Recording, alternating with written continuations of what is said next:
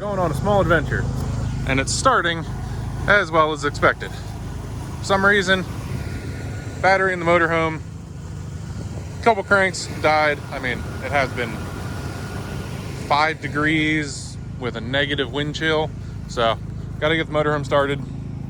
And then we got this sitting on the trailer, which I picked this up a couple months ago. We've been calling it the 4-seater beater. It was going to be a pretty simple, just a spare car. This was all before the boat. So this is actually going to become, a lot more integral onto the channel. And on this little field trip, I'm going to go introduce you to someplace new. And we're going to see, it's kind of a teaser to get in there, but I'm going to take this up there, drop it off, and hopefully the rest of the day goes better than dead batteries and cold. It's not as cold as it was, but it is cold. Let's see if this girl wants to start now.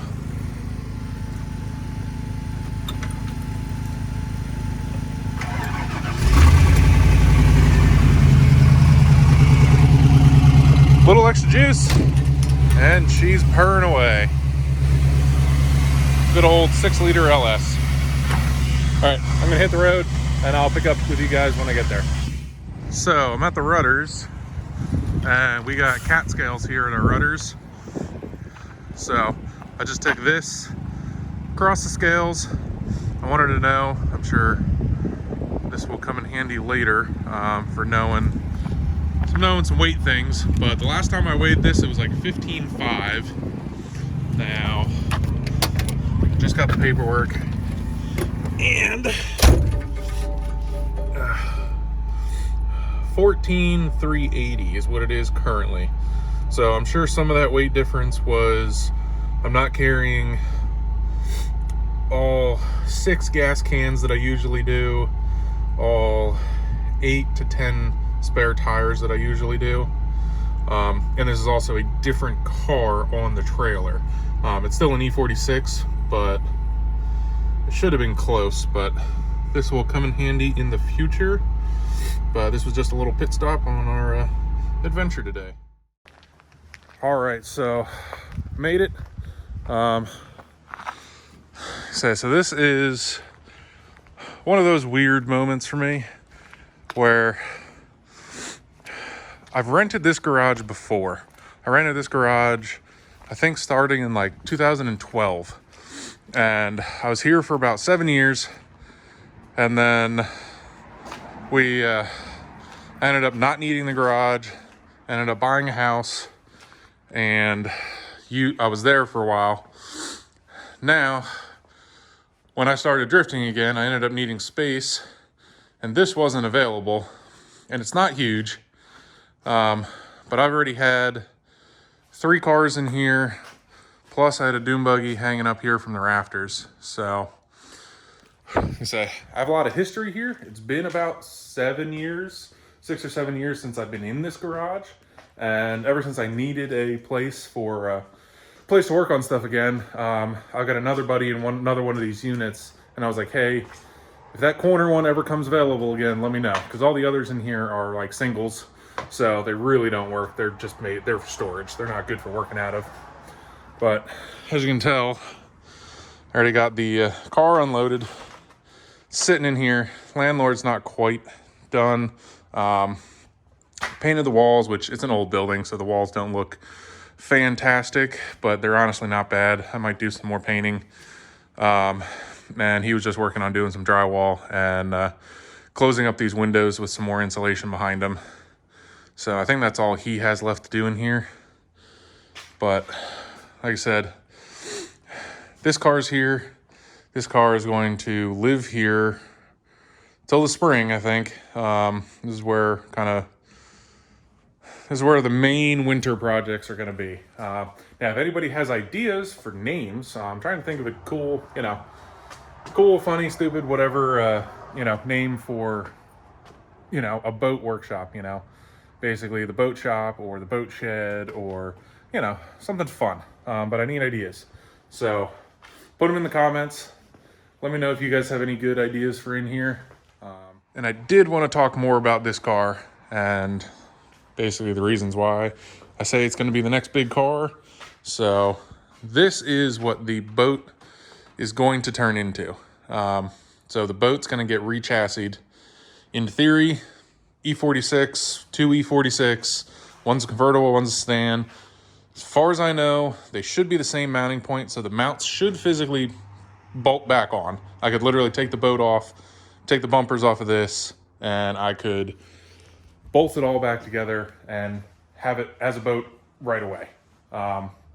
This car doesn't have a trans, so I'm not 100% sure how the motor is, if any of that works, but we may not even be using that motor. This thing will be, like I said, I enjoy that other car. I enjoyed what I would call the General Lee car, what's underneath the boat, and I kind of want that back as a good seat time car, and I want to turn the boat into something more. With that being said, this will end up being, hopefully still stay four-seater, cut the entire roof, windshield, everything off. That way we won't have that double windshield look that's on the convertible car now. It is going to make some challenges in terms of, I won't have a roof to be able to put up quick. I'm probably going to make some kind of like bikini top for it. But this was a cheap car I picked up a couple months ago that's perfect candidate for being completely torn apart and turned into the boat, and in the boat being the best possible version of a boat. I want that thing to be more than just, comical. Like, it is great, but I want it to rip. So I want that thing to absolutely, pour smoke off the back. It needs more power. I want to be able to take people for ride-alongs, which is why I wanted to go with a four-seater. And we're going to make the cage so that it can equip or accommodate all of that. So stay tuned, guys. Like I said, put it in the comments what I should name this place. Jenny Boat Works or the Boat Warehouse or something. I'm not 100% sold on anything yet. And so back at Rudders and back at the scale. I went back on for my reweigh over there, and I want to just compare what we got. That'll should give me the weight of that car that we just took off. So bottom one is what it was, 1438.80. And now it is 11,720. All right. So 14,380 and 11,720. So that's 2,660 pound is what I was calling the four-seater beater, what that E46 should weigh. So that is, like I said, that's going to be the new boat car, which means that is our starting weight. I will end up reweighing the boat car, when it's all said and done. Caged boat on it. Tons of stuff is going to be cut off of that car to save weight. So I want to see how close to that number we can get. And I want to check, I don't know, that number just seems low. But I don't know why it would be. Yeah, so maybe I'll redo that math. All right, so those numbers weren't adding up to me. So I came home, did some quick math, realized my big ass wasn't standing on the scale on the first one. So me and a couple other things, so 320 pounds was missing from that original weight. So that original weight should have been about 14,700.